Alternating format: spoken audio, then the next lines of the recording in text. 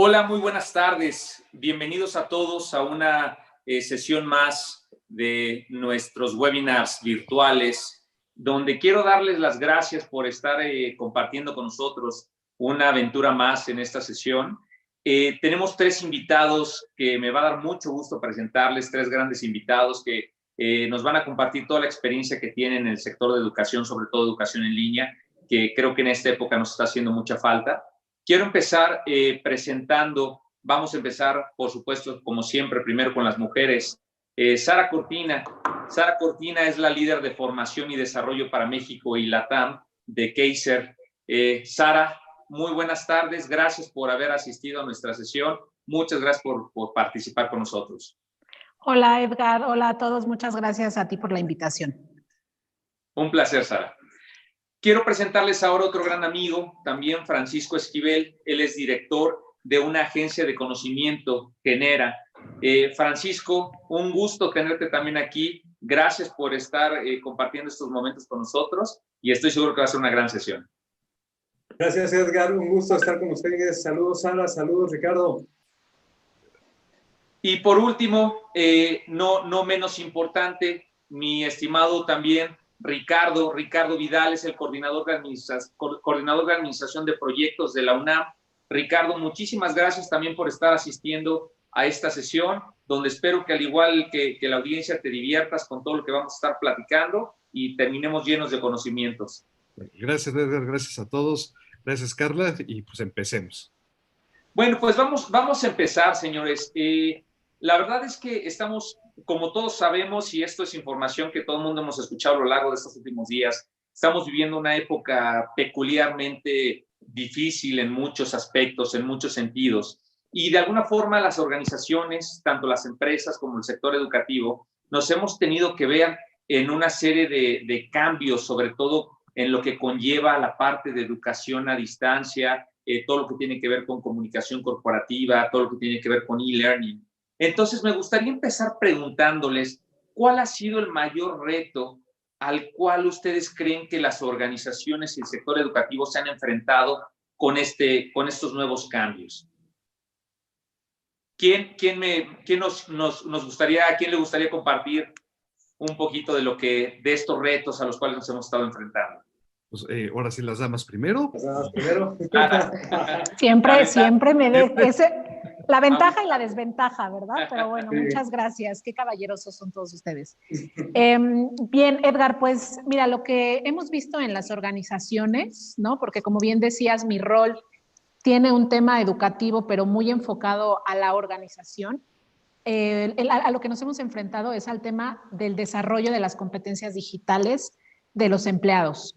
Definitivamente habrá quienes por el tema tal vez de los trabajos anteriores o inclusive por desarrollo propio, hayan desarrollado justo las competencias digitales que obviamente van alineadas con el tema de la transformación digital. Pero también es real que cada cultura organizacional tiene su propio movimiento o su propia forma de llevar a cabo la transformación digital.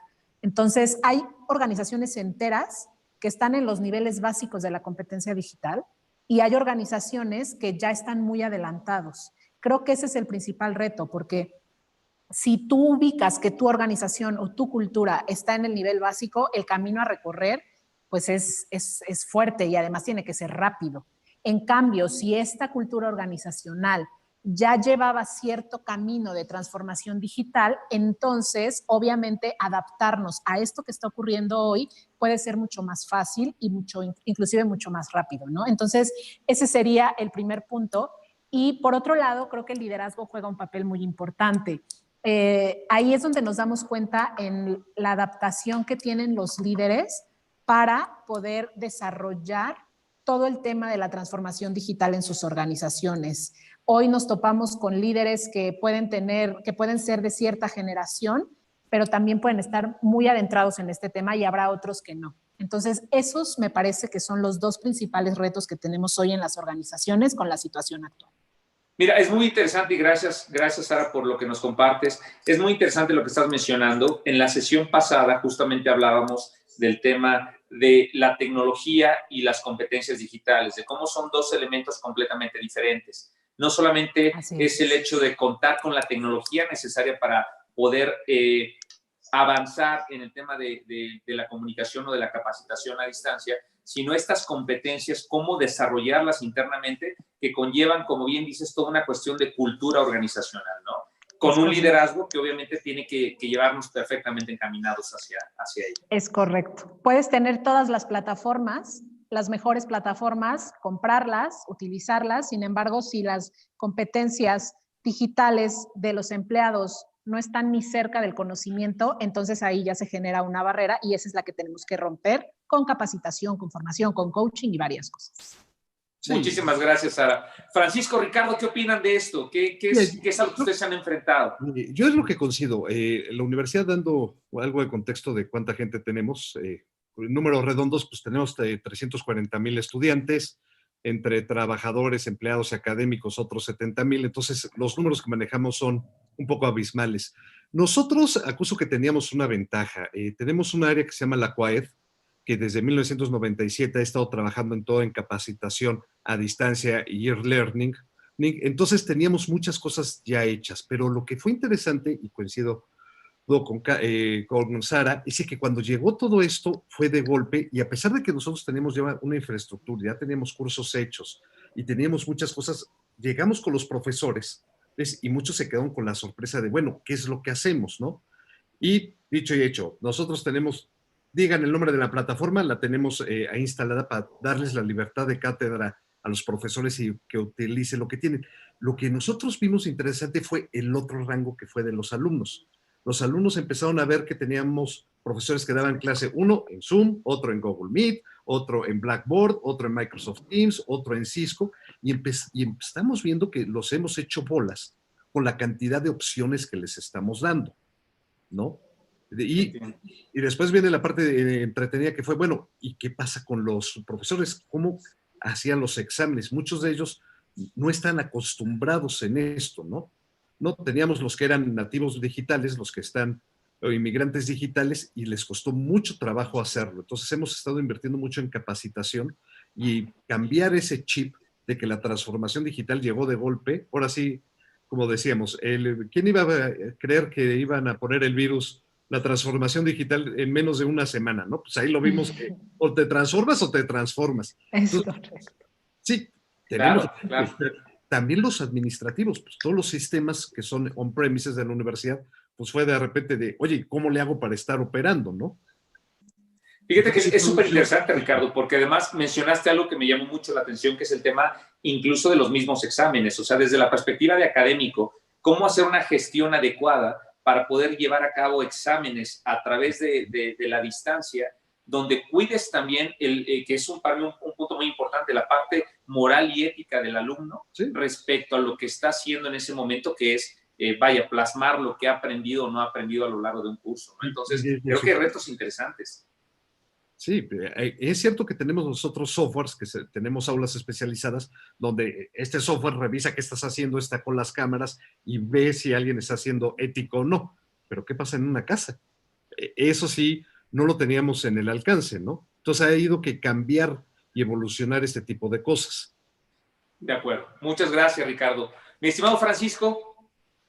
Pues fíjate que coincido tanto con Sara como con Ricardo. Yo creo que el factor es la velocidad de los cambios, ¿no?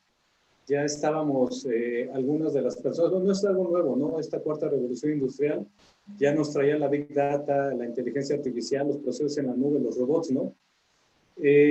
Estaba revisando hace un rato antes de iniciar la charla, desde cuándo ya tenemos en la agenda académica esto de la ciencia de datos. El año pasado en Beijing se hizo una conferencia internacional sobre inteligencia artificial y educación. Entonces no son temas nuevos. Lo que sucede ahorita es que ya estamos aterrizándolo, como bien dice Ricardo y Sara, ya lo traemos al día a día, ¿no?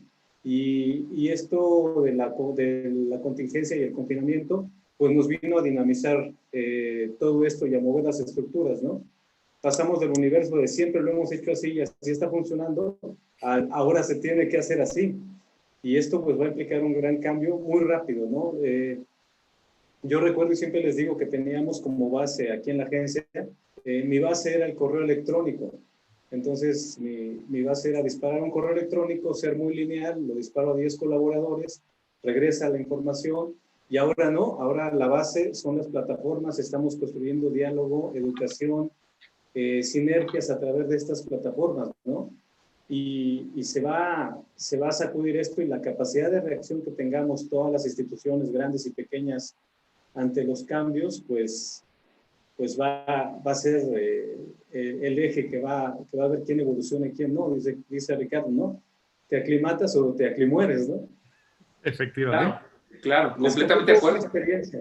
Nada más rápido, antes de pasar. Desde el inicio del confinamiento, los centros educativos y las asociaciones se acercaban con nosotros para pedir consultoría y en las conversaciones que teníamos uno a uno con ellos, les preguntábamos cómo configurar su estrategia educativa online y la respuesta que teníamos era: solamente quiero estar en internet y que lo vea mucha gente.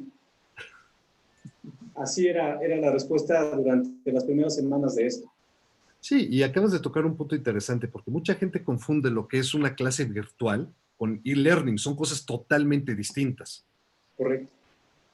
Fíjate que es interesante, Ricardo, Francisco, Sara, y aunque esto es algo que me gustaría ver cómo vamos también trasladándole a lo largo de la sesión a la gente esta diferencia, Ricardo, porque el contexto de una clase virtual contra e-learning, aunque haya una diferencia, desde la perspectiva de las organizaciones e incluso desde la perspectiva de muchas escuelas, todo lo que es el sector educativo, en ocasiones no es claro, ¿sabes? Entonces, de alguna forma, creo que sería interesante irles dejando también mensaje a la audiencia a lo largo de esta sesión con respecto a cómo crear esta diferencia o qué es lo que deben ellos realmente hacer, que creo que es hacia allá, hacia donde queremos ir dirigiendo la sesión, ¿no? Porque creo que esto es lo que queremos transmitirle y que la gente se vaya llevando. Entonces, ese punto me gustaría que lo retomemos en algún momento a lo largo aquí de la plática.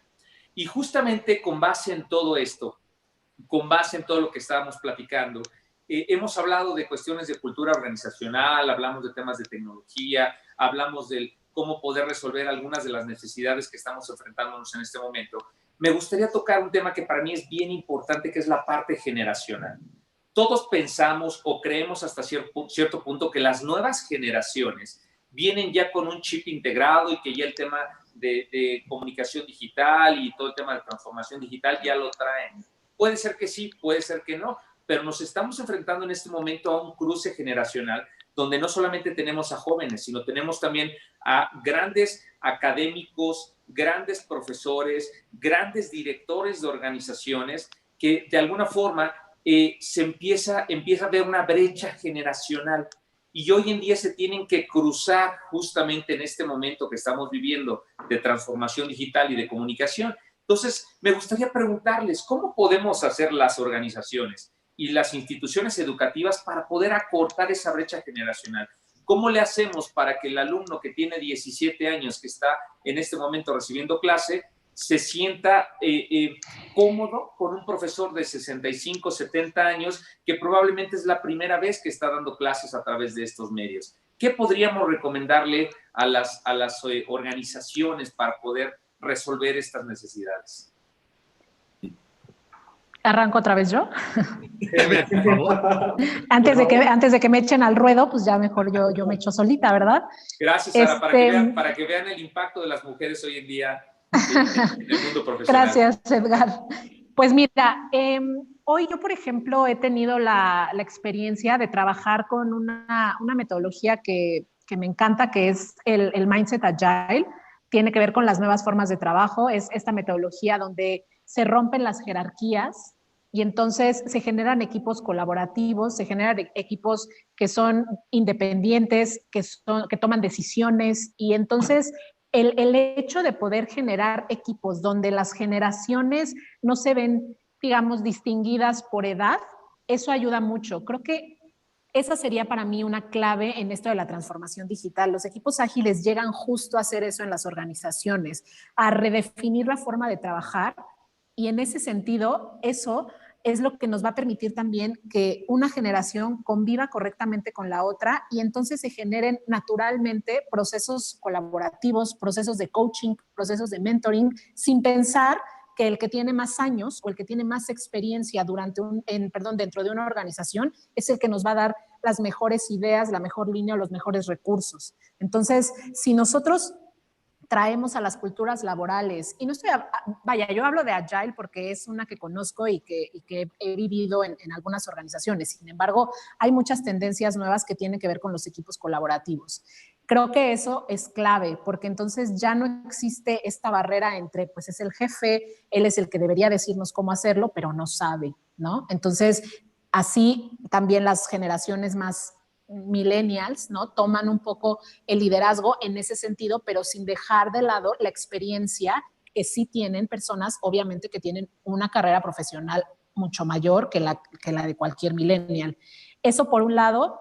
Por otro lado, el tema del coaching y del mentoring juega un papel importantísimo, ¿no? El mentoring hoy tiene que ver mucho con los temas de yo te comparto mi experiencia para saber si eso a ti te funciona. Entonces, limitar ese mentoring efectivamente a la experiencia que tiene cada generación y entonces generar esta correlación entre las diferentes generaciones, al igual que el coaching, ¿no? Entre el mentoring y el coaching hay ciertas diferencias, pero son dos estrategias organizacionales que siguen siendo actuales, nada más con los temas, pues obviamente de vanguardia y que se están utilizando ahorita, que tienen que ver con la transformación digital, con la innovación. Pero hay que romper definitivamente con este mindset jerárquico. Hay que cambiar la forma en que trabajábamos, ¿no? Antes creíamos que todo tenía que ser en función de lo que el líder jerárquico nos decía. Y hoy la experiencia nos ha dicho que esa pirámide se voltea y entonces el que queda hasta arriba ya no es el jefe, el que queda hasta arriba es el cliente y lo que el cliente necesita es entonces lo que nosotros en esta pirámide vamos a trabajar en las diferentes líneas de áreas que existen, ¿no? Entonces, eso me parece que hoy funcionaría muy bien para los retos que estamos viviendo. Fíjate que esto me gusta mucho, Sara, porque al final creo que si me llevo el mensaje correcto, tenemos que empezar a cambiar la forma de pensar en la cual ya el jefe no va a ser el jefe siempre o no en todos los aspectos. Es decir, esta ideología que había antes, que yo soy el jefe y tengo que dar las instrucciones y yo soy el que conoce y entonces transmite el conocimiento. Ahora lo tengo que voltear hacia un hecho de decir, también necesito que la gente de abajo empiece a compartir conmigo su conocimiento para que podamos crear estas nuevas estructuras colaborativas. ¿Correcto? Pero sobre todo, Edgar, que sí, ¿Sí? efectivamente lo que mencionas es clarísimo, nosotros nos debemos al usuario final. Okay. Entonces, al momento de voltear esta idea de que antes pues, lo que el jefe diga es lo que hacemos, más bien volteamos a ver lo que el cliente necesita y sobre eso generamos esta colaboración. Hoy, obviamente, nuestro cliente, ¿qué necesita? Pues todo este tema digital y más en este momento. Entonces, si generamos esas colaboraciones, es lo que nos puede ayudar a responder a esas necesidades y a esa experiencia de usuario. De acuerdo, Sara. Muchísimas gracias. Francisco, Gracias, Ricardo. Pues mira, totalmente de acuerdo. Hay que romper ahora sí, los estereotipos que tenemos. Y pongo como ejemplo lo que vi los primeros meses, ¿verdad? Con esto de la pandemia. En el caso con la educación virtual que vi de mis hijos. Cuando vi, mi hija tiene 13 años, mi hijo 10. Veo que mi hija se conecta a una sesión en su computadora y me sorprendió lo que vi. Agarra el profesor, no sabía qué hacer, empieza a explicarlos, agarra un cuaderno y se pone a escribir en el cuaderno. Sí. Y fue ahí cuando yo lo estaba viendo a distancia y dije, no tiene ni idea de lo que se trata esto. Entonces, obviamente, mi hija estaba aburrida, le dije, ¿qué está pasando con todos los que están alrededor? Están picándose los ojos. Pero cuando veo a la maestra de mi hijo, que está en tercero de primaria, resulta que fue totalmente distinto. Estaba usando una plataforma donde todos participaban, ella estaba ahí, aparece disfrazada. Yo primero me quedé así de, caray, ¿qué es lo que pasó? Pero rompió el esquema y hacía que los alumnos estuvieran interactuando, haciéndoles preguntas y con la plataforma que están utilizando, a ver, fulanito, ¿qué te pregunté? Contéstame. Y veías como los niños, porque los oías, oiga, Miss, yo tengo esta duda. El esquema fue totalmente distinto. Y bien como dice Sara, ¿qué fue lo que pasó ahí?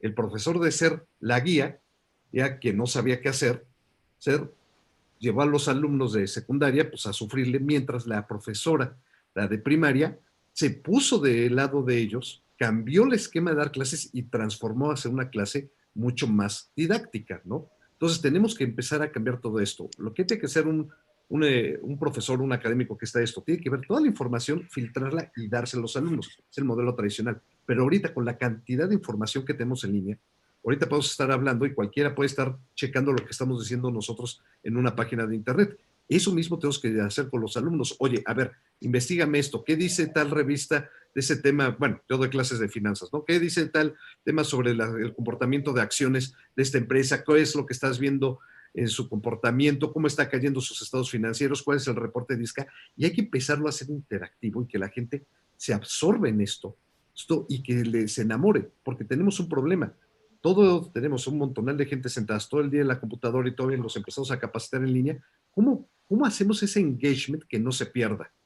Y la única forma de hacerlo, y Sara lo dijo muy claro, pues tenemos que todos entrar en ese círculo virtuoso, ¿no? Fíjate que me gusta esto también, Ricardo, y creo que esto va a empezar a detonar una serie de cambios en el tema de metodologías de aprendizaje, porque me estás dando dos puntos que me gustaron mucho. Tienes por un lado a la profesora de tercero de primaria que sale disfrazada para jalar la atención del alumno, para decirle, pongan su atención en lo que yo les voy a transmitir y empecemos a interactuar. Y por otro lado, tú me hablas de, oye, yo con los alumnos, si estamos dando clases de finanzas y tengo al alumno donde tiene a la mano un teléfono móvil con internet y que puede en ese momento estar haciendo búsquedas, vamos a hacer mucho más interactiva y más dinámica la participación y la clase. Entonces va a tener que haber también ciertos cambios en estos modelos de aprendizaje y de enseñanza, ¿correcto? Sí. Increíble. Francisco. Pues de acuerdo, fíjate que lo que dijo Sara me pareció muy, muy interesante de los equipos ágiles y lo que dice Ricardo también, el foco con el usuario, también lo mencionó Sara. Me tocó trabajar 6 años con un equipo más o menos el máximo, la edad tope del más grande era 60 años y teníamos chicos de 17 años en prácticas profesionales. Y bueno, de verdad tienes que tener muy abierto la escucha y una capacidad de diálogo para lograr establecer comunicación positiva, ¿no? Eficaz con estas generaciones, desde baby boomers hasta generación Z. lo que dice César es muy cierto, ¿no? Tener siempre la premisa de enfoque al cliente y para qué estamos trabajando. La interacción entre ellos, entre estas generaciones, siempre beneficia a la sociedad en conjunto, no nada más es en el trabajo. Creo que tenemos que tener conscientes de que así se beneficia a la sociedad. Obviamente, fomentar siempre el respeto, que los más jóvenes le enseñen a los mayores la tecnología. Vi un caso en internet de un grupo de chicos que se burlaron de su profesor porque no sabía utilizar la plataforma. Me pareció algo que tenemos que trabajar, que los chicos no sean agresivos, ¿no? Sino que comprendan. Y también los mayores no tengan ese juicio previo hacia los más jóvenes, ¿no? Darles un mentoring, como dice Sara, llevarlos, guiarlos en la toma de decisiones, en la experiencia. Al final, en México, nuestro concepto de familia se apoya en la solidaridad intergeneracional, eso es muy cierto. Estamos acostumbrados a que los adultos cuidamos y criamos a los hijos, a los sobrinos, a los ahijados. Y eso trasladado a estos entornos y a esta dinámica que tenemos de educación actual, pues es una relación sin que la sociedad se extinguiría, ¿no? Es como algo muy natural que tenemos que fomentar ahorita que estamos en estas interacciones a distancia. Me parece que es lo que podemos rescatar de nuestra cultura mexicana, latinoamericana. Y sobre todo en esta cultura mexicana latinoamericana, Francisco, que vaya, no es que no haya relevancia en el tema de otros países, pero o de otros continentes, pero lo que tiene que ver con América Latina, somos un país demasiado cálido y muchas veces también nos gusta mucho el tema de la interacción, pero también creo que tenemos que romper, como bien han comentado, ciertos paradigmas, ¿no? Donde está esta posición de si yo soy aquí el jerarca, no voy a permitir que los de abajo me vengan a enseñar o a decirme cómo hacer las cosas. Entonces creo que también ahí tenemos que empezar a hacer un trabajo y tenemos que hacer un trabajo como sociedad, que creo que al final del día es lo que vamos a estar buscando, ¿no? Y es un tema relevante.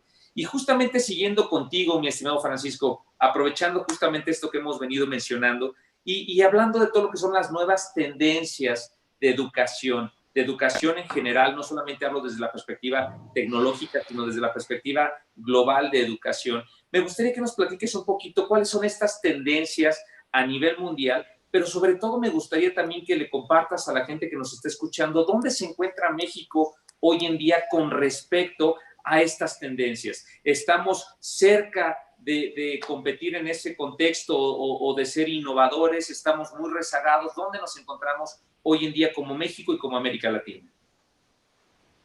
Gracias Edgar.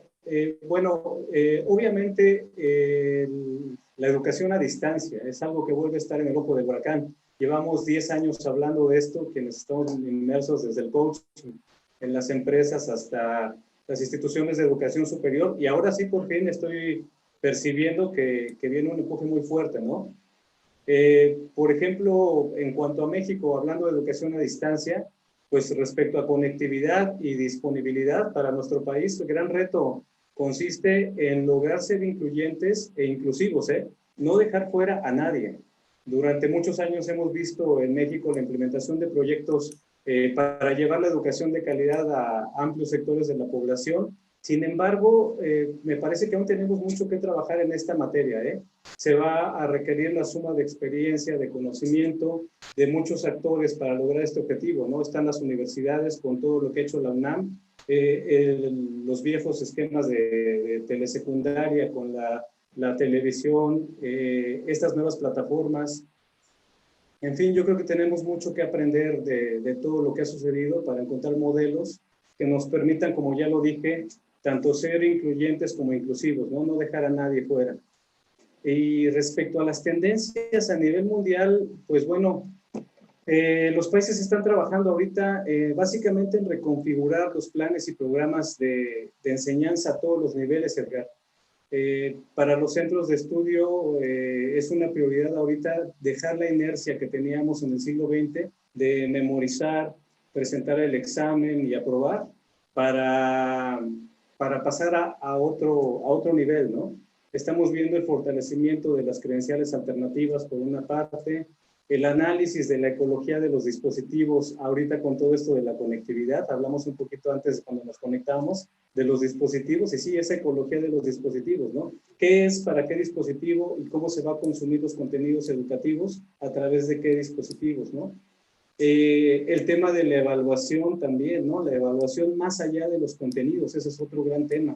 El cambio del rol del docente, que ya hemos mencionado aquí, de un docente que sea dinamizador, el caso que puso Ricardo es muy bueno, ¿no? Llegamos al movimiento internacional del homeschooling. Ya no asistir a las clases presenciales para estar en tu casa aprendiendo y aprender en bibliotecas, archivos, museos. Los practitioners, ¿no? Estos profesionales que trabajan, que tienen experiencias reales en el mercado laboral y que ya se están incluyendo como parte de las plantillas docentes de las instituciones de educación. Y bueno, yo creo que sin duda el gran eje de todo esto es el aprendizaje para toda la vida. Eso es algo que ya lo vamos a ver sí o sí. Algo que te podría mencionar durante el confinamiento, pues yo creo que nos deja grandes lecciones, ¿no? Por ejemplo, ahorita yo personalmente me he estado dando cuenta que es imposible simular la escuela en el hogar. Esa es una de las grandes cosas que he visto. Otra, que necesitamos elevar el nivel de alfabetización digital, mediática e informacional de nuestros cuerpos docentes. Y obviamente trabajar en un diseño curricular más minimalista, enfocarnos en esas cosas, ¿no? Wow.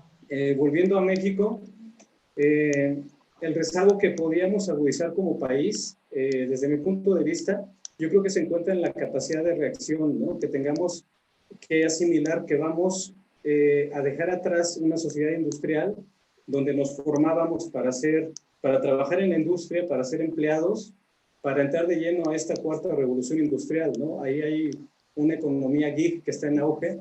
La educación regulada y no regulada de los ciudadanos tiene que contener componentes esenciales como creatividad, emprendimiento, la colaboración, el trabajo por proyectos, la empatía, las emociones. Tenemos que empezar a hablar de ecodependencia. Entonces, pues vamos a ver nuevos perfiles.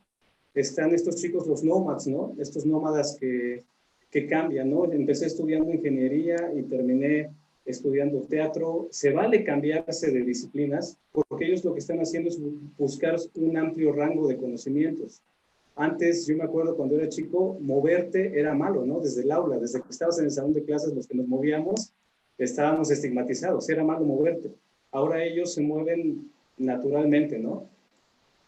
El renacer de la cultura maker, con toda esta sólida generación de hacedores, ¿no? Que van desde los chicos que están haciendo cosas en el patio, en la azotea de su casa, artesanías, hasta los creadores digitales, este movimiento maker que viene fuerte.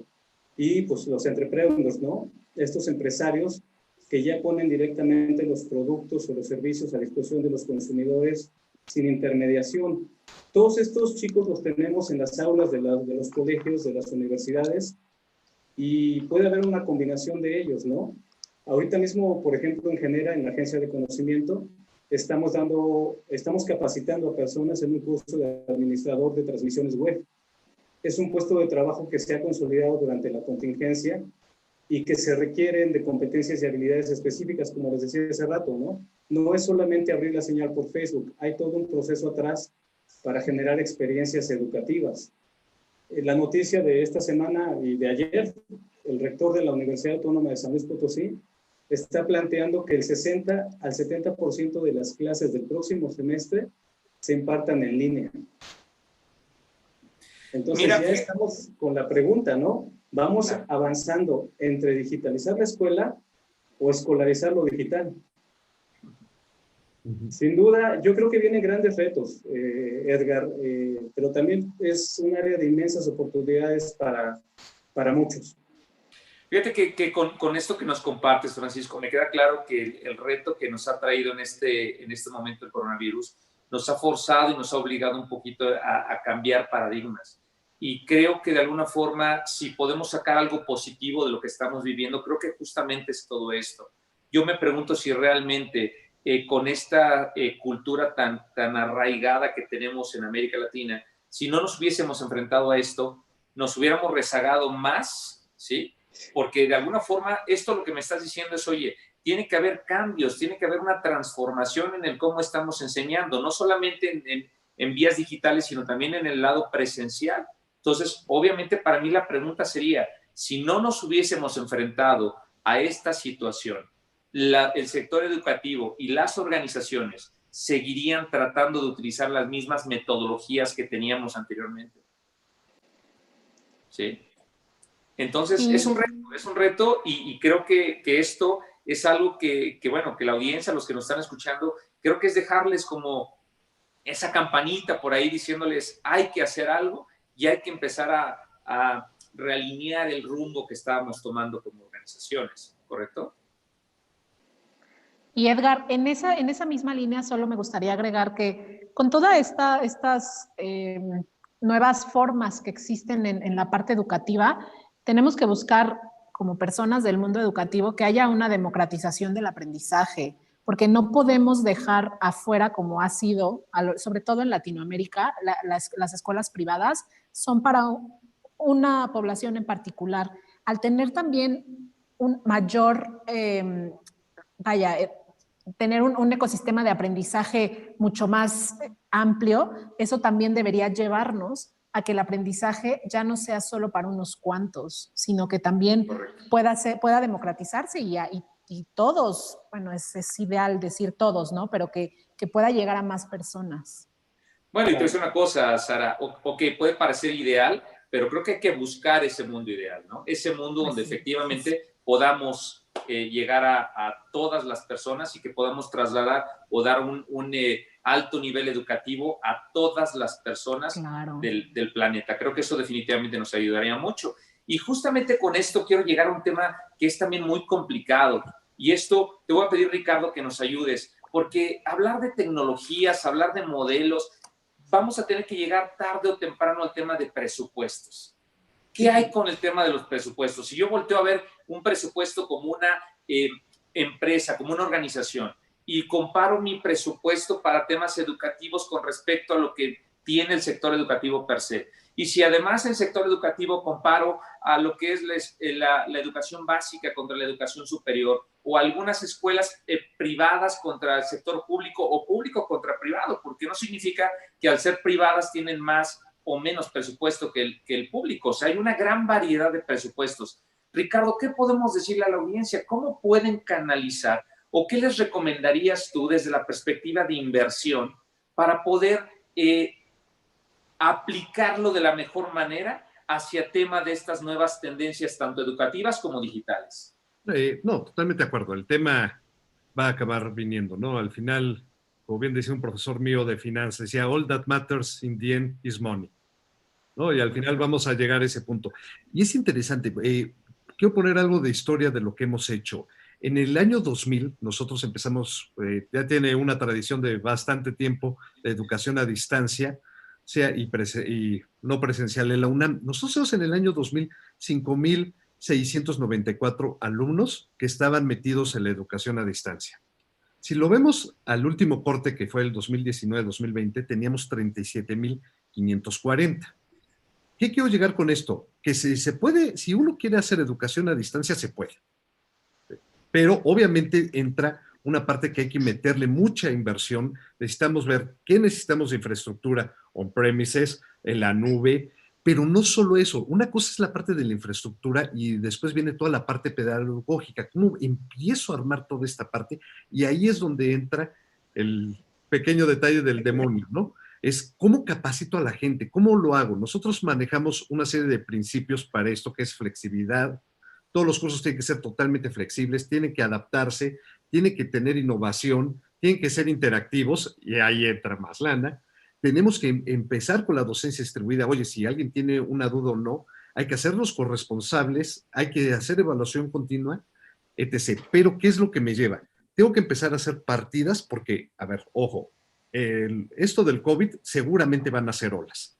Y nosotros estamos viviendo la primera ola. Si nosotros nos vamos a la gripe española del 1918, vimos que hubo 3, 4 olas. Entonces nosotros vamos a estar viviendo estas olas y seguramente vamos a tener que regresarlo. Bien lo decía Paco, ¿no? Oye, pues ya uno de los rectores está diciendo, pues aguas, vamos a tener que tener esto. Entonces tengo que empezar a capacitar a todos los que dan esta educación en usar las tecnologías y empezar a gastar en diseñar los cursos para que sean a distancia. O sea, porque una cosa es, yo lo proyecto, pero ojo, no es interactivo. ¿Qué plataformas tengo que usar? Caput, ¿no? Que es uno de los que utilizan para juegos en línea y tenerlos. Pues tengo que empezar a capacitar a la gente desde el punto de vista pedagógico cómo se usan estas herramientas. Es correcto. Y si no los enseño a la gente a hacer ese engagement que yo decía desde el principio, no nos va a funcionar el tema. Pero, cosa curiosa, yo veo esto como una gran oportunidad. Esto, si lo sabemos aprovechar, podemos exponenciarlo para todos los problemas que tenemos de educación en México, irla resolviendo. La telesecundaria, en lo personal, fue un buen modelo que funcionó en los 70s, 80s, pero ahorita tenemos la infraestructura para poderlo hacerlo. La cantidad de radiobases que tenemos instaladas en el país es impresionante, ¿no? La cantidad de dispositivos inteligentes que tiene la población, hay muchos con ellos, es cierto, no cubrimos el 100%, pero tenemos un celular que permite que la gente se conecte y tome el curso, y tenemos que pensarlo, ¿cómo hacemos que esto atraiga a la gente y que esté en el engagement, viéndole, diciendo, oye, quiero aprender más, y como bien decía Francisco, oye, me quiero mover de tal disciplina a otro. El mismo, por ejemplo, de preparar contenidos para YouTube, ¿no? Que, oye, pues sí, cualquiera lo hace. No, espérate, hay una producción atrás que cuesta bastante. De todos los creadores que han tenido ahí, los buenos, que de mucha gente aprende de ellos, uno ve lo que tienen atrás y no tienen una camarita de un celular, traen una cámara red que vale una fortuna, $10,000, es que lo están haciendo y tienen todo un proceso de postproducción. Se tardan 3, 4 horas en grabar un video y después otras 15, 20 horas en editarlo para que esté listo. Y ojo, estamos hablando de un video de 20 o 15 minutos. ¿Qué pasa con la educación? Para los profesores, tenemos de entrada el personal capacitado para que les enseñe. Tenemos un modelo de trainers. ¿Cuánto dinero tenemos que hacerlo? Y vamos a tener que agarrar partidas de nuestras instituciones y enfocarlas más a la parte de educación a distancia, porque esto ya existía, pero ahora lo vamos a explotar muchísimo más y tenemos que hacerlo.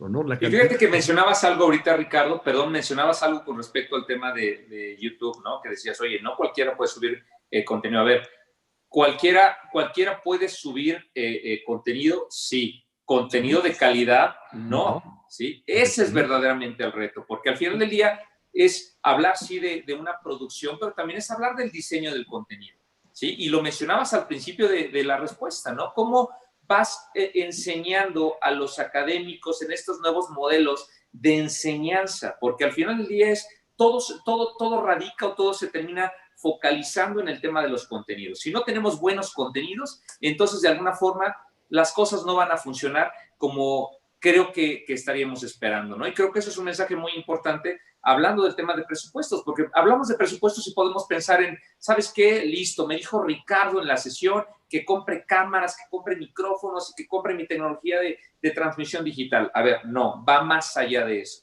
¿Sí? Tenemos que pensar en el cómo utilizar el presupuesto para verdaderamente hacer primero un diseño del qué, para que después podamos empezar a aplicar el cómo. Y ahí, para hacer una puntualización, nosotros estamos hablando de la parte del en la parte del backend, ¿no? Que voy a hacer el video y todo lo demás. Pero pasa la parte del frontend. ¿Cómo se conectan los alumnos? Pequeño detalle, es cierto, dije que todos tienen smartphones. Sí, efectivamente. ¿Cuál es el ancho de banda que tiene? ¿Cómo se conectan? ¿Se están conectados por redes celulares? Entonces, si yo subo, a ver, ahora sí, toda la capacitación en videos, los vamos a dejar sin datos en 2 patadas. No puede ser ese modelo. Después, otra pregunta interesante, ¿qué celular tienen? ¿Tienen la capacidad de tener un video o un audio al mismo tiempo, aunque sea un smartphone? Oye, pues yo creo que sí. No lo considero. Tenemos que diseñarlos y eso es lo que va a ser una parte de gasto interesante, porque tengo que transformar un curso presencial en mi librito viejito, por ponerlo otra vez de ejemplo, o en tenerlo en el dispositivo que lo puedan hacer. Oye, pongo un wiki. Pues, a ver, sí, es muy fácil. Levantas un wiki en 3 patadas, pero eso no es un curso en línea, ¿no? Completamente de acuerdo, Ricardo. Y justamente con esto que nos estás compartiendo, me gustaría llegar también a la parte corporativa, donde ahí quiero pedirte, Sara, si nos puedes compartir un poquito en el mundo corporativo, es decir, con todo lo que son estas nuevas tendencias, modelos de educación, tecnologías emergentes, las organizaciones también se pueden ver muy beneficiadas al poder aplicar este tipo de modelos para lo que es la capacitación hacia adentro de las organizaciones. Ahí me gustaría que nos compartas, yo como empresa, yo como organización, ¿por qué me debería de preocupar? ¿Por qué debo de empezar a aplicar inversión en temas de tecnología, de capacitación digital? ¿Cuáles son los beneficios que voy a obtener? ¿Por qué hacerlo? ¿Qué podemos decirle ahí al resto de las organizaciones? Claro que sí, Edgar. Mira, voy a iniciar con el tema desde la perspectiva de recursos humanos, ¿no? Que finalmente la parte de formación y desarrollo entra en ese departamento o esa área. En el caso de recursos humanos, la tendencia hoy es poder, independientemente de si son temas formativos o son temas de compensaciones y beneficios, tenemos que generar una oferta a los empleados que le acomode prácticamente a todos. Suena ideal, pero hoy las tendencias y lo que estamos haciendo en recursos humanos es que existan modelos de compensación donde tú elijas de acuerdo a tu necesidad, ¿no? Entonces, tal vez si a mí me das un bono de productividad al final de año, pues mejor a mí me funciona que ese bono, por lo menos la base, me la dividas mensualmente, ¿no? Y entonces yo no recibo el bono al final, sino lo utilizo en el momento que yo lo necesito. Entonces, para la parte de formación y desarrollo es exactamente lo mismo. Nosotros en las áreas de formación tenemos que buscar que el ecosistema de aprendizaje sea dinámico y tenga muchas opciones, porque entonces vamos a poder atacar las diferentes formas de aprendizaje que tienen los empleados. Como en cualquier mundo educativo, no únicamente organizacional, sino de las instituciones, nosotros tenemos que voltear a ver cuáles son las formas de aprendizaje de las personas y sobre eso generar contenido sin casarnos solamente con un estilo, que es lo que ocurría antes en la escuela tradicional. Entonces, la parte de formación en las organizaciones tiene que buscar esa dinamización del ecosistema, pero principalmente hay que empezar por los objetivos de aprendizaje. No lo podemos hacer al revés en definir primero las modalidades y después los objetivos, porque ahí es donde nos equivocamos. Si nosotros tenemos muy claros los objetivos de aprendizaje de nuestra organización, obviamente basados en competencias, entonces sí, de todo el ecosistema que existe en el mundo, yo puedo elegir el que más conviene a mi cultura, a las competencias, es decir, al nivel de la competencia que tiene la organización y a lo que yo quiero que aprendan. Hay organizaciones que están hoy metidas obviamente mucho en el tema tecnológico y están ahorita en auge las Ninja Academies. Pero si yo estoy en una organización donde lo que a mí me interesa es que el objetivo de aprendizaje tenga una línea técnica en temas, por ejemplo, en mi caso de compresores, pues obviamente la Ninja Academy podría no ser la opción más adecuada. Entonces, como organización necesitamos hacer una radiografía muy clara de dónde estamos parados para sobre eso decir, bueno, en el ecosistema hay 100 cosas. ¿Cuáles de esas me funcionan de acuerdo al objetivo de aprendizaje que yo tengo para mis empleados? Entonces, las áreas de formación tenemos que buscar eso, ¿no? Tenemos que buscar que haya opciones para los estilos de aprendizaje, pero sobre todo para también el tipo de organización en la que nos movemos. Porque si yo llego, y me pasó en alguna organización, si yo llego y digo, oye, ¿por qué no hacemos realidad virtual o por qué no hacemos chatbots para el aprendizaje de la gente? Y me dicen, oye, pero ¿de qué me estás hablando? Si aquí lo único que hacemos es formación presencial. Pues obviamente ahí no está mal la empresa, ¿no? Está mal la radiografía que se está sacando. Entonces es importante que primero conozcamos eso para entonces poder decir qué es lo más adecuado, qué modalidad funciona mejor para esa cultura y esa organización en particular. Pero lo que sí es clave es que tenemos que abrir los ojos a todo lo que hay. Ya quedarnos en la opción de, yo lo llamo así, ¿no? De áreas de capacitación. Las áreas de capacitación lo que hacían o hacen son gestionar solamente la capacitación. Envías invitaciones, la gente va, tomas asistencia, sacas feedback y listo. Tenemos que evolucionar hacia áreas de formación y desarrollo y ya en un nivel más interesante a culturas de aprendizaje, ¿no? Pero tenemos que saber en dónde estamos para poder de ahí definir hacia dónde vamos. Completamente, completamente. Muchísimas gracias, Sara. Me hace mucho sentido. Creo que eso es algo muy importante y nuevamente creo que ha sido parte del mensaje fundamental a lo largo de todo lo que es la sesión.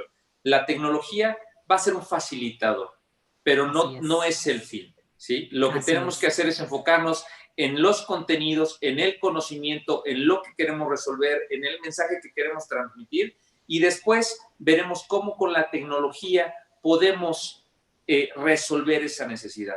Pero tener mucho foco en que necesitamos una participación muy importante de las áreas de recursos humanos, de las áreas de comunicación corporativa, que nos transmitan o que nos indiquen justamente qué es lo que se requiere. Y esto lo digo como ingeniero. Muchas veces como ingenieros o como áreas de TI pensamos en el, sí, mira, esto lo resuelves, una cámara, un internet rápido. A ver, sí, esto es el cómo al final del día vas a utilizar la tecnología para resolverlo, pero no resuelve la problemática inicial, que es el tema de los módulos educativos y la comunicación o el contenido que queremos crear. Y con base en esto, señores, tenemos algunas preguntas de parte de la audiencia que me gustaría empezar a hacerles para ver si nos pueden ayudar. Tenemos dos preguntas, primero de Edgardo Martínez. La primera va dirigida completamente hacia ti, Ricardo. Dice, ¿qué plataforma usa la UNAM para impartir sus clases en línea? Ok, tenemos múltiples plataformas. Hay una página que se llama Aula Virtual, y lo que hacemos es que en la universidad lo que más nos interesa es la libertad de cátedra, ¿no? Entonces, tenemos las opciones de usar Blackboard, que hay profesores que les gusta uno, es una excelente plataforma. También estamos usando Google Classroom, Google Meet para utilizarlo. Están utilizando Zoom, están usando Microsoft Teams for Education, y estamos usando, bueno, esa semana se libera Cisco Webex Teams para tenerlo. Entonces, tenemos todas estas plataformas para que se comuniquen. Adicionalmente, tenemos módulos. Cada facultad de escuela e instituto tiene un módulo personalizado y la CUAED tiene módulos de la SUAED, ahora sí, perdón las cifras, pero nos encanta ponerle acrónimos a todos en la universidad, donde también los profesores se pueden utilizar. Entonces, damos la mayor libertad para que el profesor pueda darlo. Si quiere Google Classroom, use Google Classroom. Si quiere utilizar su Microsoft Teams para tenerlo, que lo utilice. Quiere usar módulo, lo puede usar. Quiere hacer un módulo personalizado, también lo tenemos. Y Edmondo también lo utilizamos. Entonces tenemos de todos los colores y sabores. Los que más se utilizan, es cierto, es Moodle. A los profesores les encanta y la verdad la interfase gráfica que tiene para los dispositivos móviles es una maravilla. Ok, bueno, pues es la primera pregunta. Gracias, muchas gracias, Ricardo. La segunda pregunta que tenemos de Edgardo Martínez también es, ¿cada cuándo y cómo programas la capacitación a profesores? Ok. Aquí es algo bastante interesante. Resulta que cada facultad de escuela e instituto tiene su propio consejo académico y ellos van haciendo la capacitación. Lo que hemos visto durante esta pandemia, al menos en la Facultad de Ingeniería, que es el que más vivo directo por ser académico de ahí, van fácil como 7, 8 cursos en lo que va en los 2 meses. Entonces, y adicionalmente, justamente en la página de la CUAED tenemos cursos para que los profesores puedan tomarlos y les damos soporte técnico desde ahí. Tratamos de, vean, nos encantaría agarrarlo y meterlos todos los profesores, pero como tenemos más de 35,000 personas, es un mundo. Entonces tenemos que dejarlo lo suficientemente flexible para que entren y ellos lo puedan tomar a través de self-service. Perfecto, perfecto, Ricardo. Muchísimas gracias por la respuesta. La siguiente pregunta de Román Vega. Román nos pregunta, de acuerdo a lo que está pasando en México y en el mundo, con su experiencia, ¿qué tendría que hacer las empresas globales en México para actualizar y tener mejor comunicación en la nube a nivel mundial? Esa es muy buena pregunta. Sí. Muy buena pregunta. Sí, correcto. yo me atrevería a decir con una plática que tuve con un amigo que está en recursos humanos. Dice, está hablando yo con el Consejo de Administración y me preguntó lo siguiente, dice, bueno, ¿qué pasó con la pandemia? Y él, como está en el área de recursos humanos, bueno, pues tenemos a la gente capacitada y me dice, no pasó absolutamente nada. Y él dice, ¿por qué? ¿Cómo que no pasó absolutamente nada? Y dice, pues resulta que tenemos el área de finanzas trabajando desde su casa sin ningún problema. Resulta que tenemos el área de ventas trabajando en su casa sin ningún problema. Tenemos el área de sistemas encerrada en la oficina, ahí sí teniendo problemas, ¿no? Pero al final dice, ¿cómo hacemos esta comunicación? Y empezó a ver algo bien interesante, el problema de las redes sociales. Resulta que la comunicación de los empleados empezó a ser a través de WhatsApp. Y todos se avisan a través de WhatsApp, pero perdón, es un medio oficial. Entonces lo que contestó mi amigo dice, bueno, ¿qué es lo que tenemos que hacer? Entonces ellos habilitaron un SharePoint donde empezaron a meter toda la información ahí, usaron ahí Teams, para informarles a todos cuál era la información verídica de la empresa y lo que tenían que hacer casos y con qué instrucciones tenían que tenerlo. Y lo que él comentaba era, tenemos un problema de agarrar toda esa comunicación no formal, ¿vale? Y tenemos que institucionalizarla y ponerla en un canal de comunicación que, cosa curiosa, las empresas sí lo tenían, pero pocas lo utilizan y los empleados, seamos honestos, nadie se metía a la intranet a ver. Cualquiera se casa con las realidades, mera coincidencia, ¿no? Claro, de hecho, yo ahí agregaría, Ricardo, estoy totalmente de acuerdo, los canales institucionales muchas veces existen, pero obviamente como no habíamos tenido una situación como la de hoy, pues siempre el método más rápido y fácil es WhatsApp. Efectivamente no es institucional. Entonces ahí es donde entra a trabajar muy fuerte las áreas de comunicación interna. Necesitamos comunicar lo que hay, cómo funciona y empezar a utilizarlo para que la gente ingrese. Nosotros, efectivamente, aquí tenemos una herramienta institucional que se llama Jam Colaborativo y justo, digo, por poner un ejemplo, es un Facebook institucional. Puedes colgar imágenes, puedes colgar videos, puedes abrir discusiones, pero la idea es que nosotros desde Recursos Humanos, para promover el uso, generemos campañas de comunicación por un lado y por otro lado estrategias muy específicas sobre qué tipo de cosas se comunican aquí, cuáles se comunican por este medio, dónde se utiliza esto. Y sí te puedo decir que hoy, con esta herramienta que teníamos desde que pues, la organización la obtuvo, hoy tiene un uso mucho mayor porque obviamente la situación en la que estamos nos obliga a buscar esta forma de interacción con todos los empleados de la organización, ¿no? Perfecto, perfecto. Muchas gracias, Sara. Vamos por una pregunta más, mi estimado Francisco, perdóname, pero nos están llegando muchas preguntas y vamos a tratar de cubrir lo más que podamos de ellas, si el tiempo nos lo va permitiendo. Claro. La siguiente pregunta es de Mario Rodríguez. Mario nos pregunta o nos dice, muy interesante, ¿qué herramientas digitales pueden ayudar a las escuelas a fortalecer sus programas educativos? ¿Qué herramientas digitales?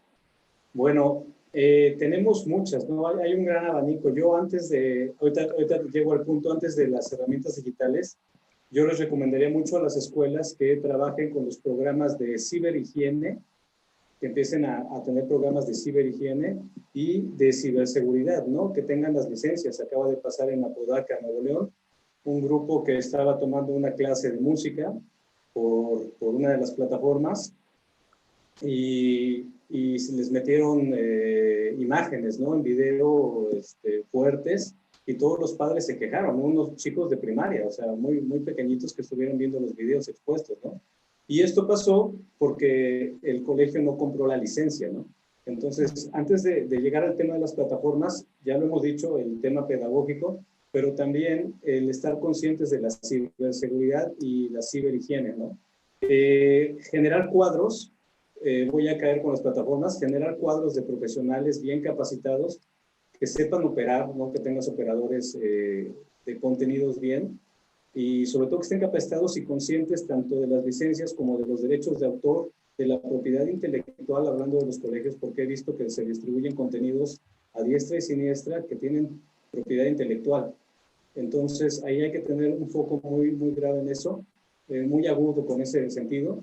Y en las plataformas que hagan test, ¿no? Que antes de adquirir la plataforma, que testeen las plataformas, si es un Zoom, si es un Google Meet, si estamos hablando de Microsoft Teams, que vean cuál es la herramienta adecuada y la plataforma adecuada a la dinámica que plantean ellos y que escojan la mejor, que la prueben por un periodo del clásico que te dan las empresas y después vean si la pueden adoptar. Yo sí recomendaría eso primero porque es un traje a la medida. De acuerdo.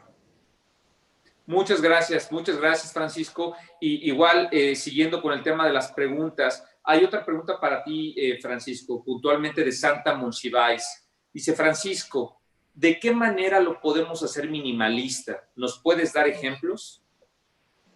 Muy bien, sí, perfecto. Esto tiene que ver un poquito, voy a mezclar los dos ecosistemas y a traer lo mejor de los dos mundos.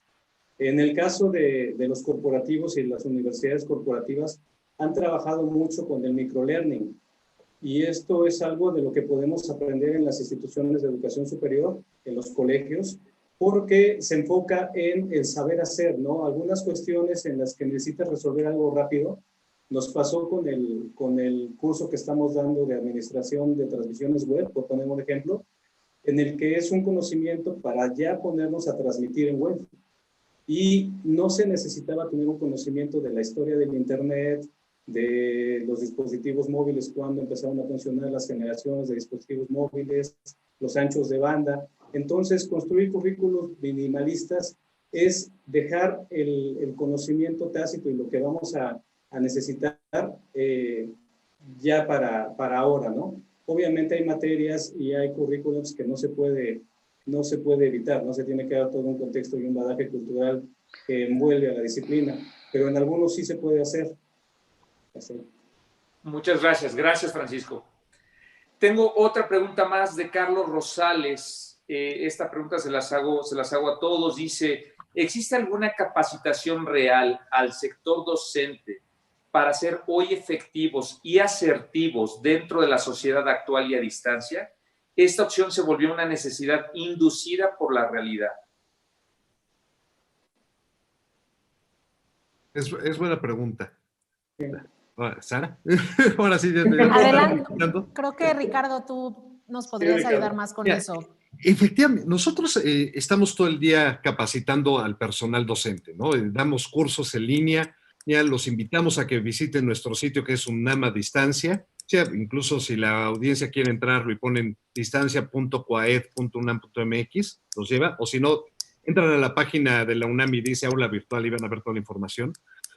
Damos cursos, ¿no? Y ponemos diplomados a la disposición de la gente y vamos capacitando a los profesores. Poco a poco, y les damos las opciones, que es lo que tienen. Tenemos una matriz que decimos, a ver, miren, tenemos la plataforma A, B, C, Z, ¿y qué puede hacer? Puede tener avisos de trabajo, puedes compartir material de estudios, puedes enviar y recibir materias. ¿Cuál te interesa utilizar, no?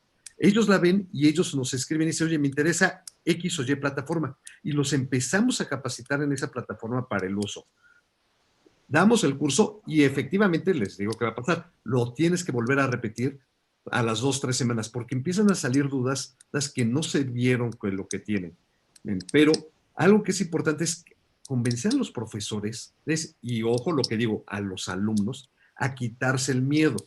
Porque nosotros podemos ver la capacitación del maestro y que domine la herramienta y haga el curso más maravilloso del mundo. Y el alumno sabe entrar, sabe mandar una tarea. ¿Ya? Y pongo otra vez el ejemplo de mis hijos. Cuando me llega mi hijo que va en tercero, me dice, oye, papá, ¿cómo mando una tarea? Dije, pues te metes, ellos usan Google Classroom. Bueno, te metes aquí, mandas la tarea. Ese que nunca me lo explicaron. Es cierto, la maestra hizo una excelente clase. Esa palabra que yo ahora sí confieso que de repente la pongo a ver porque me divierto como enano. No, pero no sabía el otro end de esto. ¿Qué pasa con el alumno? ¿Cómo se le explicó cómo tenerlo que usar? Se nos olvida esa parte. Entonces, no solo hay que pensar en el profesor, hay que pensar cómo lo hago en el alumno y es hacer una estrategia integral de punto a punto, ¿no? ¿Qué puede hacerlo con los equipos ágiles? Hacer pequeños equipos donde empiecen a ver qué plataforma o qué tecnología les usan o qué método pedagógico les funciona, hacer interacciones y ver cuál es el que funciona y liberarlo. Pero en ese tienen que meter también a los alumnos. Sí. De acuerdo. De acuerdo. Hacer una aportación aquí. Por favor, Francisco, adelante. Esto me recuerda el boom de las .com en los 90s, ¿no? Que empezamos a salir hacia estas tiendas que empezaron a salir hacia las páginas web, replicando el modelo presencial. Entonces, sumando a lo anterior, me parece que tenemos que empezar a trabajar y a idear los conceptos con protocolos virtuales, no replicando lo que hacíamos en el aula, ¿no? Eso es algo de lo que podría aportar aquí, nada más. Muchas gracias, Francisco. Tengo la última pregunta que va dirigida hacia Ricardo. En lo que hago la pregunta a Ricardo, Francisco y Sara, si me pueden ir ayudando a preparar sus conclusiones para darle un mensaje de cierre a nuestro evento, se los agradecería. Mi estimado Ricardo, Edgardo Martínez te pregunta, ¿el tener tantas plataformas no te meten aprietos o se confunden los alumnos? Efectivamente, mira, es excelente pregunta y es una discusión que llevamos teniendo las varias semanas. Sí hay una confusión de los alumnos, no lo voy a negar, ¿qué hemos estado viendo? Que en la gran mayoría de los casos no se ha dado esto. Ojo, si hay casos que ha sucedido. Pero ¿por qué fue el tema de esto? Estuvimos platicando y rebotándonos ideas, diciendo, bueno, ¿qué pasa si yo lo cierro en una sola plataforma? Y resulta que el profesor, perdón, no le gusta. O peor aún, resulta que esa plataforma no le da la flexibilidad que requiere para sus alumnos. Un ejemplo muy sencillo, y agarro otra en la Facultad de Ingeniería, ¿no? ¿Qué pasa si yo tengo un laboratorio que les estoy enseñando CATIA, que es un software de diseño, ¿no? Pues, ¿dónde lo corre el alumno? Pequeño detalle, ¿no? Pues resulta que tenemos que montar espacios virtuales en la nube para que lo ejecuten esa licencia del software, porque no les puedo dar la licencia del software, bueno, que lo empiecen a hacer, pero pues resulta que ¿cómo lo califico? Oye, pues te mando el diseño, pues que me mandas el archivo. A mí me interesa ver, por ejemplo, el análisis de elemento finito que estoy haciendo del diseño. Pues necesito que el profesor lo pueda ver. O resulta que X o Y plataforma me permite recibir un archivo tan grande para yo poderlo simular. Entonces tuvimos que dejar abierto esto para dar la mayor flexibilidad al que está impartiendo la materia. Seguramente vamos a tener que hacer ¿cómo podemos hacerlo? Enfocarlo a algunos puntos diciendo, oye, a bachillerato te recomiendo que utilices X, Y o Z. A licenciatura, si es área humanística, área científica, otras te recomendamos esta, pero no lo podemos cerrar porque precisamente el espíritu de la universidad es la libertad de cátedra. Entonces tenemos que darles todas las herramientas disponibles y siéndolo, pues no todas se ajustan a lo que queremos. Google Classroom es maravillosa, me encanta cómo funciona, pero puede ser que para una secundaria o una primaria funcione muy bien, para una universidad se queda así de, se puede quedar corta, ¿no? Ahí que lo pones, ok, pongo Edmodo o pongo un LMS como módulo y me funciona muy bien. Pero puede haber profesores de unas carreras que dicen, yo no necesito esto y me quedo con Google Classroom. De acuerdo, de acuerdo. Ok, muchísimas gracias, Ricardo. Y miren, siguen llegando preguntas. Quiero cerrar con esta última pregunta, ya para entrar así al cierre final de nuestra sesión, que nos manda Israel Ramírez. Dice, hablan de crear contenido con engagement. ¿Podrían dar pautas puntuales para crear contenido así? Sí. ¿Quién? ¿Yo? Bueno. No, Arranca. Arranco. Lo que nosotros usamos era lo que les platicaba el Aquaed, ¿no? Tenemos nosotros nuestra metodología que vamos trabajando, la flexibilidad, lo adaptado, que lo ponemos, qué interactivo tenemos, lo llevamos probando desde hace, ahora sí, décadas, nos ha funcionado bastante bien, pero lo que pensamos al momento de diseñar esto no es de pensarlo enfrente de la computadora, es pensarlo desde el alumno y qué infraestructura lo estamos usando. Entonces empezamos a diseñar desde cero, y parece raro, a diseñar el curso desde cero. Nos traemos a los profesores o los expertos de la SUAED y le decimos, a ver, ¿de qué se trata tu materia? No, fíjate que se trata de, no sé, temas de recursos humanos. Ok, perfecto, enséñame tu material esto. Bueno, este material, como tú lo tienes, sí es padrísimo presencial, pero no funciona en línea. Entonces tenemos que rediseñarlo desde cero para hacerlo flexible y que la gente lo pueda ver y que diga, oye, me interesa, ¿no? Empezar a jugar con estas partes, ¿no? Poner quizá diagramas que digan, oye, ¿qué pasa si pongo esto aquí? Hacer preguntas, pero tenemos que hacerlo desde cero totalmente. No podemos convertir una clase presencial en virtual, porque sinceramente, a ver, ahorita lo estamos haciendo en casi todo el país y, bueno, casi todo el planeta, pero no funciona igual. La gente se aburre. Pregúntale a toda la gente que tiene alrededor que lleva tomando cursos en línea 3, 4 horas, se están picando los ojos. Pues, ¿no? Porque tengo que conectarme a las 4 de la tarde que va a pasar mi profesor a darme la explicación. Bueno, ¿por qué no hay contenido pregrabado? Ese que no me contesta las preguntas. Ese pequeño detalle, ¿no? Entonces, por ejemplo, en la SUAED tenemos esa parte. Tenemos el curso, está diseñado y hay una sección de preguntas y respuestas y hay un tutor, bueno, hay varios para ser precisos, que están viendo la computadora y dicen, oye, salió esta pregunta y lo contestamos en el momento. Ahí está el engagement. Oye, hice la pregunta, fueron las 9 de la noche y alguien me contestó. Dices, oye, pues está interesante. Entonces tenemos que empezar a hacer toda esta parte, ¿no? Y este es un buen ejemplo. En esta práctica que estamos teniendo, se están haciendo las preguntas y Edgar nos lo está haciendo. Entonces ahí tienes ese engagement que la gente dice, oye, me están contestando y están solucionándome las dudas. Entonces tenemos que hacer esto, ¿no? ¿Cómo hacerlo más vivo? De acuerdo, de acuerdo. Gracias, Ricardo. Sara, ¿querías comentar algo al respecto? Sí, y sumando a lo que dice Ricardo, ahorita todos nos estamos enfrentando a la curación de los contenidos, ¿no? Efectivamente no podemos trasladar los contenidos como están solamente a una plataforma digital. Claro, por la urgencia lo estamos haciendo todos, pero en un proceso de curación real, donde tenemos tiempo y también obviamente tenemos que ser adaptables, flexibles y hacerlo rápido, yo les dejaría como herramienta el design thinking. El design thinking nos ayuda justo a crear a partir de lo que el usuario final va a necesitar. Consta de 5 etapas, ¿no? Ahí que ya ustedes pueden investigar, pero la idea del design thinking es que se puede utilizar en cualquier proyecto que ustedes vayan a diseñar, y en este caso en particular de temas formativos, justo sumando a lo que decía Ricardo, traes al usuario final a la mesa para la creación o la curación del contenido. Eso es clave, porque si no vamos a seguir siendo áreas educativas que creemos que esto es lo ideal y no le estamos dando a nuestros usuarios lo que realmente necesitan. Entonces, esta herramienta, para esta pregunta en particular que nos hicieron, si no la conoces, te recomiendo que busques. Hay 1000 temas, hay mucho contenido afuera en MOOCs o inclusive algún documento educativo que te puede dar la pauta de lo que es el design thinking.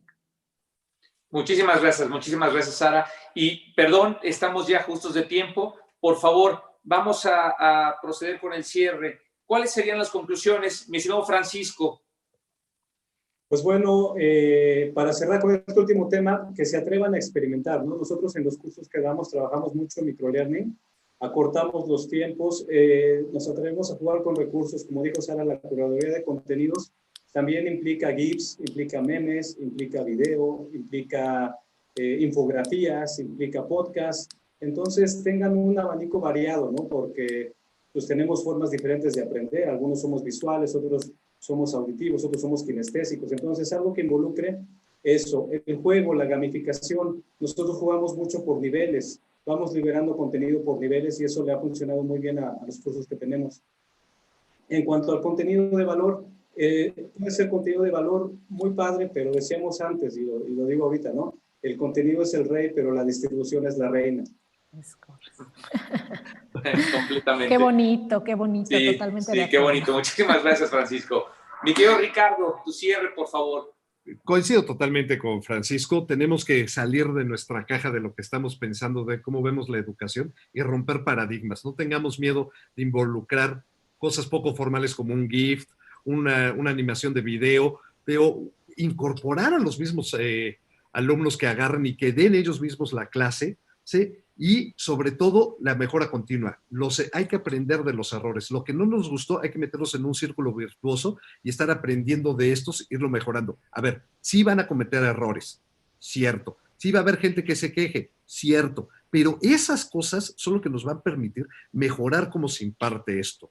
Y es un proceso que tiene que ser reactivo o tiene que ser proactivo al mismo tiempo, y ir aprendiendo y ser lo más ágil posible. Planeen, capaciten, y es lo que quiero dejar. Capaciten. A la misma gente que está dando el curso, que escuche, métalo a ellos como los alumnos. Si están 5 personas dando un curso, métalos y vean qué es lo que tienen. Esa retroalimentación hacia el docente va a ser extremadamente valiosa, ¿no? Y todos tenemos muchas áreas de oportunidad y eso lo va a hacer porque esto se vino para quedarse. Muchísimas gracias. Gracias, Ricardo. Sara, por favor. Sí, empezaron las damas, cierran las damas, por favor. La reina, dicen por ahí, ¿no? La reina, exactamente. Pues mira, yo le sumo, yo obviamente estoy totalmente de acuerdo con las conclusiones que hacen mis colegas. Definitivamente, no importa si estás en el mundo de la consultoría, si estás en el mundo de las instituciones educativas o de las organizaciones, eso que acaban de mencionar se hace en cualquier proceso formativo. Entonces, coincido y solamente agregaría 2 cosas. 1, el tema de la radiografía. Dense cuenta muy bien en qué nivel de competencias digitales están hoy sus empleados, sus colaboradores o inclusive la institución educativa en la que estén, etcétera. Eso es clave, porque eso nos va a permitir saber dónde estamos y hacia dónde vamos. Lo que les decía de los objetivos de aprendizaje. Tienen el objetivo y entonces es más fácil elegir la modalidad. Y la otra sería el acompañamiento. El acompañamiento es clave. Hoy está pasando y yo lo veo también como mamá, porque también me toca hacer homeschooling. Los maestros hay que acompañarlos en esta nueva forma de transmitir el conocimiento a sus alumnos y también a los papás, porque la verdad es que habrá quienes ni siquiera tenían idea de lo que era dar una clase a sus hijos, y entonces el acompañamiento a todas las personas que forman parte del proceso educativo es clave para que haya un muy buen resultado en los procesos de enseñanza-aprendizaje. Muchísimas gracias, Sara. Y quiero una vez más agradecerles, Francisco, Ricardo, Sara, muchísimas gracias por su participación y por todo lo que el día de hoy nos estuvieron compartiendo. Y sobre todo quiero agradecerle a toda la gente que se conectó a esta sesión, a este webinar. Les agradecemos mucho por las preguntas, por haberse quedado hasta el final de la sesión. Como saben, cada 2 jueves vamos a estar teniendo estos webinars en Aldea con distintos temas, y la verdad es que Francisco, Ricardo, Sara, me parece que fue una gran sesión. Me encantó toda la información que nos compartieron, y pues de verdad, gracias por todo el apoyo. Gracias a ti por la invitación y gracias a mis colegas, que fue maravilloso escucharlos. Gracias igualmente. Un gusto conocerlos. Gracias a todos. Señores, muchas gracias nuevamente. Nos vemos en un par de semanas. No se pierdan nuestras sesiones de Aldea. Muchas gracias. Gracias, hasta luego. Chao. Chao.